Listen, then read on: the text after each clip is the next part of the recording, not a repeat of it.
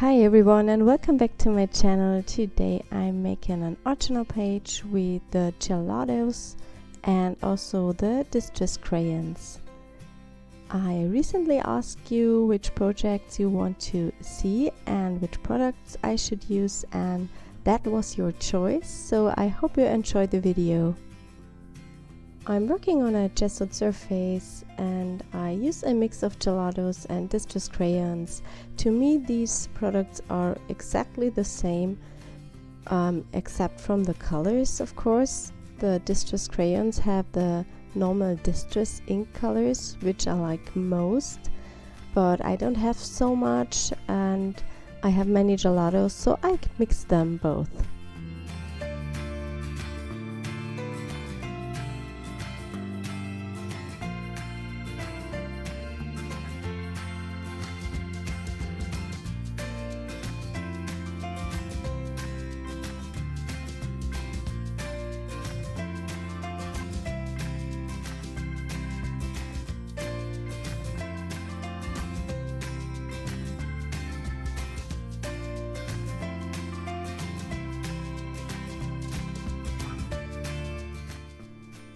I dry my first layer before I go in with more of the gelatos.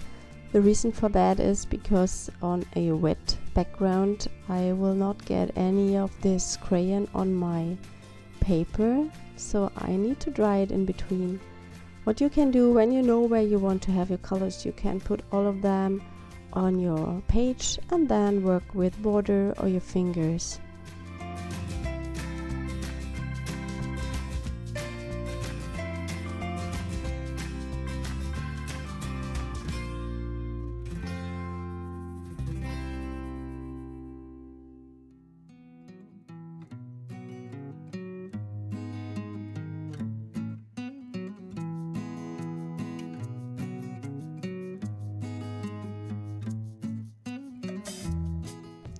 If you're wondering in which journal I'm working, I will link you up to a video where I create such an envelope journal.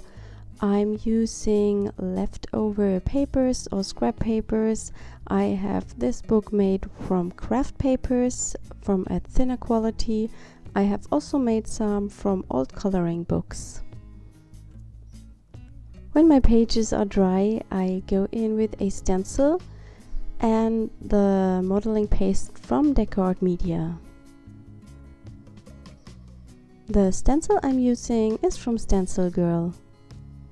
It's a little bit difficult to get a good impression on these bulky pages, but I think it doesn't have to be perfect. It's just an art journal page.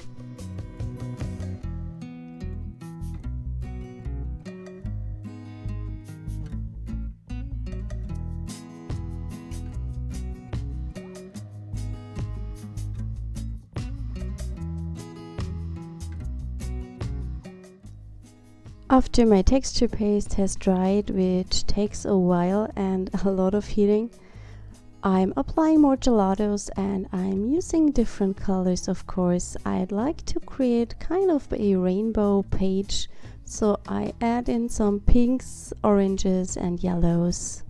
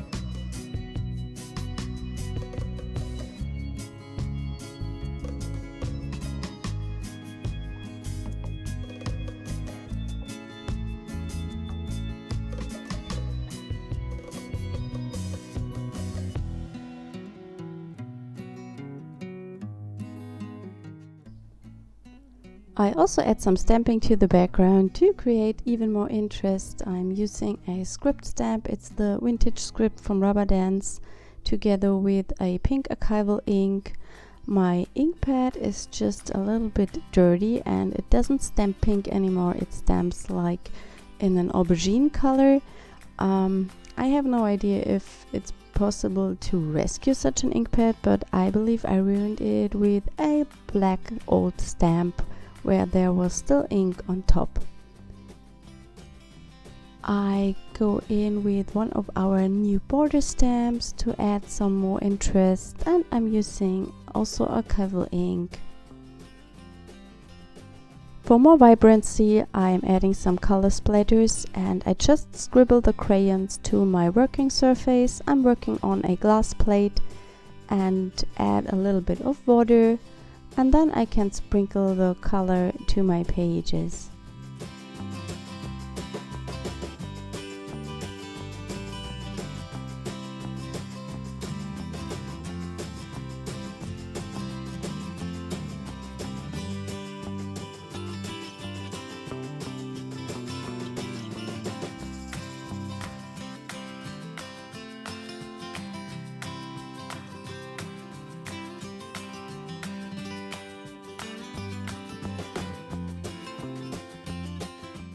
To embellish my page, I've cut a circle with a circle die and also a tab, and I added some stars with a Tim Holtz star die. You see it on the bottom left corner, and I think that just adds a nice touch to the embellishments.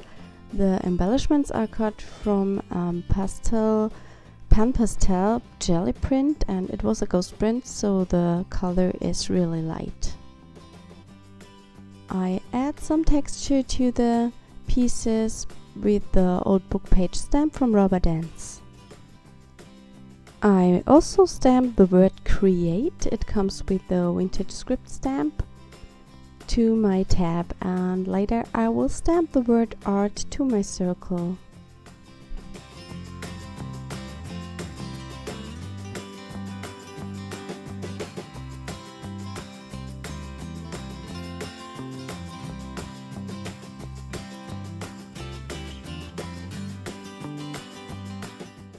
To finish up the page, I'm gluing down the embellishments, and I've also stamped a butterfly from our antique botanical stamp set, and I will adhere it to my circle.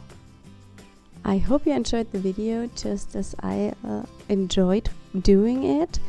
I'm sure I will do this again, asking you which products I should use and which project I should make. I hope we see us next time. Have a wonderful week and bye!